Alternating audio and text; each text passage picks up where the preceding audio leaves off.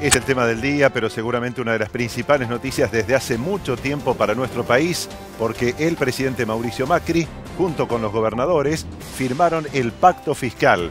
Vamos a ir desarrollando, explicando los diversos puntos, como por ejemplo, no se aplicarán más impuestos distorsivos, cómo habrá mayor coparticipación de algunos impuestos nacionales para las provincias, cómo la provincia de Buenos Aires retira la demanda ante la Corte Suprema por el Fondo del Conurbano, pero es compensada con 21.000 millones de pesos el año que viene y 44.000 millones en 2019, parte de los muchos puntos a ir explicando.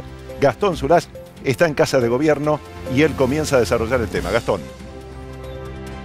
Así es, Daniel, como bien decías, en realidad también todas las provincias aceptan retirar las demandas en la justicia contra la Nación. También la Nación las que tiene en contra de los distritos, de todos los distritos del país.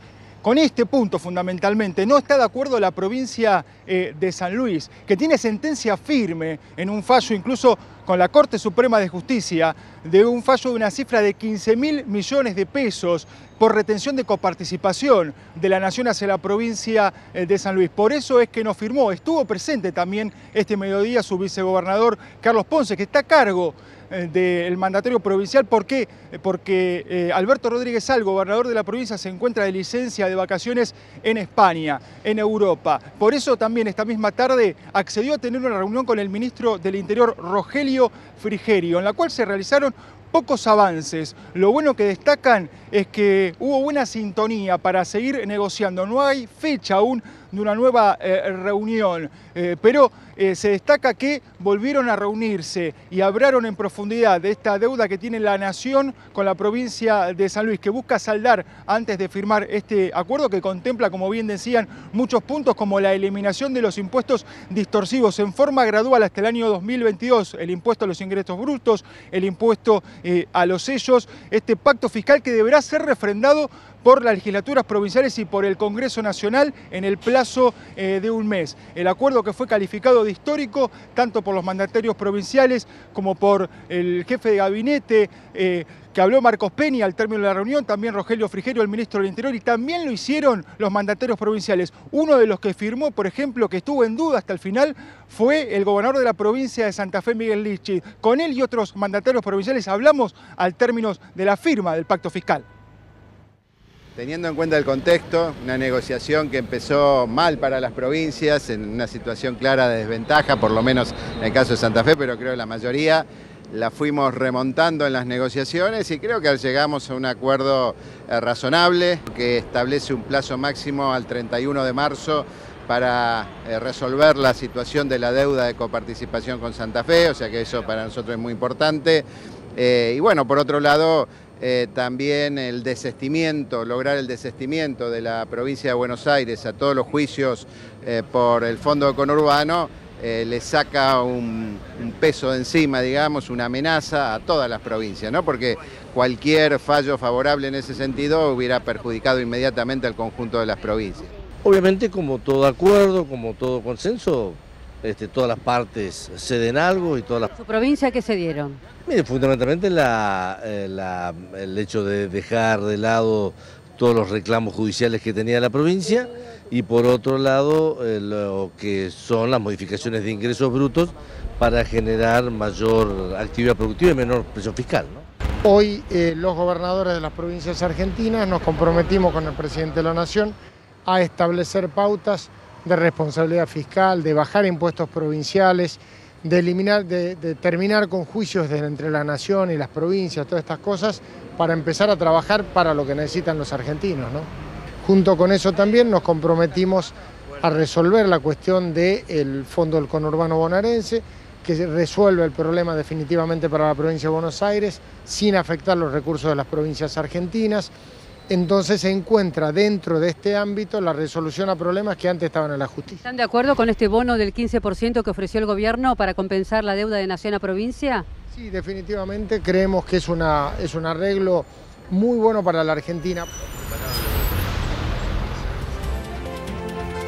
Y este acuerdo llevó un diálogo intenso que, recordemos, arrancó hace una semana atrás, pasaron un cuarto intermedio y hoy terminaron definiéndolo. Para María Eugenia Vidal, la gobernadora de la provincia de Buenos Aires, dijo que es un día histórico. Quien hizo mención, quien oficializó este anuncio fue el jefe de gabinete, Marcos Peña, acompañado por la gobernadora de Tierra del Fuego. Cumplirlo, ¿no? Todo esto es una etapa en la cual las cosas se ponen sobre la mesa, la verdad es lo que vale, la verdad es lo que se va a comunicar, lo que se va a informar permanentemente, y esperamos que todos cada vez pongamos más información sobre la mesa para que todos los ciudadanos argentinos sepan con claridad qué es lo que hacemos. Así que creo que lo alcanzado es valioso, es realmente valioso, es importante. El pacto fiscal acordado contiene varios puntos y uno de ellos refiere a los impuestos distorsivos. Las provincias deberán bajar ingresos brutos y sellos en forma gradual, en un periodo de 5 años. El resultado de esta modificación significa un recorte del 1,5% del PBI. El acuerdo también contempla la creación de la Ley de Responsabilidad Fiscal, que obliga a las administraciones a mantener su gasto constante en términos reales durante los próximos años.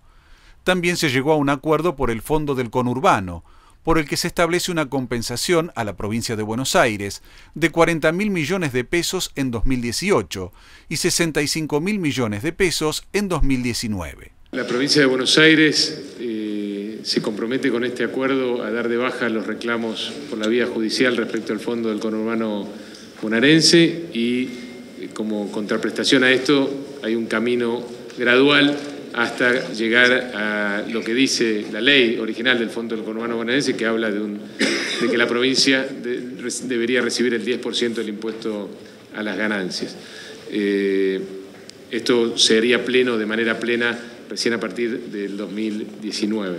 En lo que se refiere al impuesto a las ganancias, el pacto establece la derogación del artículo 104 de la ley que redistribuye el 20% a la ANSES, destinando una parte de esos fondos a obras públicas y ayuda social, administrada por las provincias. De lo que he escuchado de mis pares gobernadores del Partido Justicialista, decirles que es la primera vez que los gobernadores sentimos que no perdemos ante el pacto que se ha suscrito. En los anteriores pactos fiscales que se han suscrito con la Nación, muchas veces las provincias resignaron federalismo, y esta es la primera vez que en un pacto fiscal no se resigna federalismo. Eso creo que fue unánime para que todos decidiéramos firmar. En materia de juicios, se desiste de las demandas contra el gobierno nacional. El único gobernador que continuará con el proceso es el de San Luis, que se negó a firmar el pacto fiscal.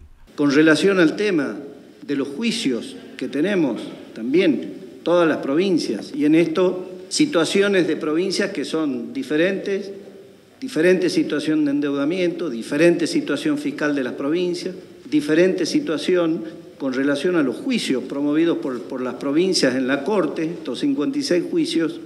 Lograr este acuerdo creo que es un paso, yo diría, histórico. Otro punto clave del acuerdo es la aprobación este año de la Ley de Revalúo Impositivo. Lo que se recaude se coparticipará con las 24 jurisdicciones. El pacto fiscal contiene un punto destinado al impuesto al cheque. Este gravamen se prorrogará con una asignación específica del 100% de la recaudación a la ANSES hasta que se sancione una nueva ley de coparticipación de impuestos o hasta el 31 de diciembre de 2020, lo que ocurra antes.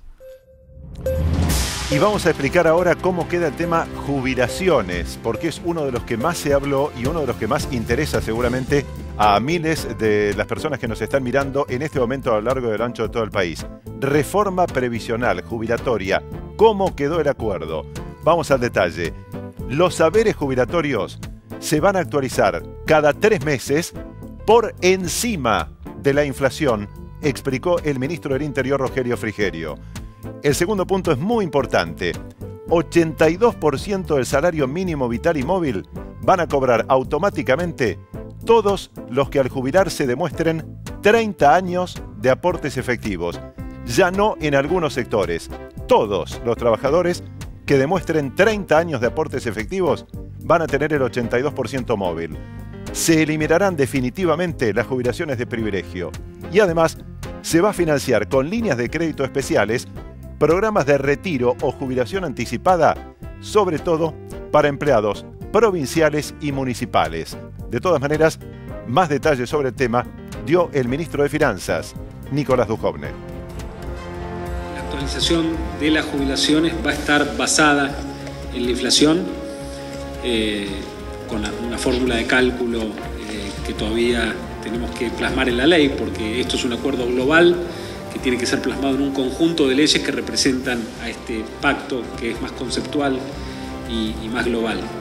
Lo que nosotros estamos implementando es un sistema equivalente al que existe en todo el mundo, que tiende a preservar el valor real de las jubilaciones, y ese es nuestro objetivo.